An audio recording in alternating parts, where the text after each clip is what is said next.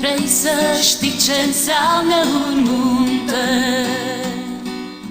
Televizorul nu-ți va spune prea multe, doar tu singur le poți